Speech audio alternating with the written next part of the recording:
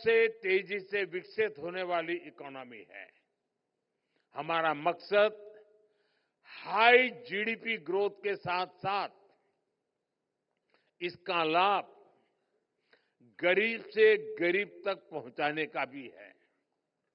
दुनिया के लिए भी ये जरूरी है कि ग्रोथ को ह्यूमन सेंट्रिक नजरिए से देखें। भारत का ये लक्ष्य रहा है कि देश में हो या फिर ग्लोबली, हमारे हर काम में ह्यूमन सेंट्रिक भाव ही प्रबल हो।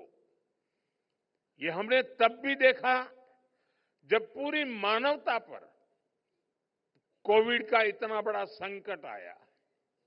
तब हम दुनिया की उस आबादी के साथ खड़े रहे, उन देशों के साथ खड़े रहे जिनके पास रिसोर्स नहीं थे।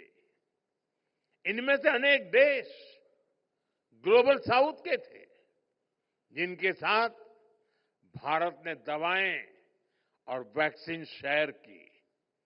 तब इकोनॉमिक साइंस कहती थी कि उस स्थिति का फायदा उठाया जाए, लेकिन मानवता का भाव कहता था जी नहीं, वो रास्ता सही नहीं है, सेवा का ही मार्ग होना चाहिए। और हमने मुनाफा का नहीं, मानवता का रास्ता चुना। साथियों, कोऑपरेटिव्स का महत्व सिर्फ स्ट्रक्चर से, नियमों कानूनों भर से ही नहीं है। इनसे संस्थाएं बन सकती हैं, कानून, नियम, स्ट्रक्चर, संस्थाएं बन सकती है। उनका विकास और विस्तार भी शायद हो सकता है, लेकिन कोऑपरेटिव की स्पिरिट ये सबसे महत्वपूर्ण है।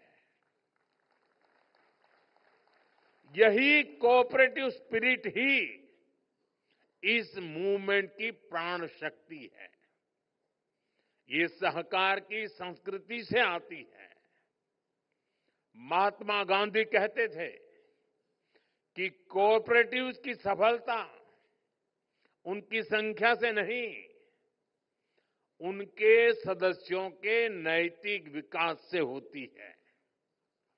जब नैतिकता होगी तो मानवता के हित में ही सही फैसले होंगे।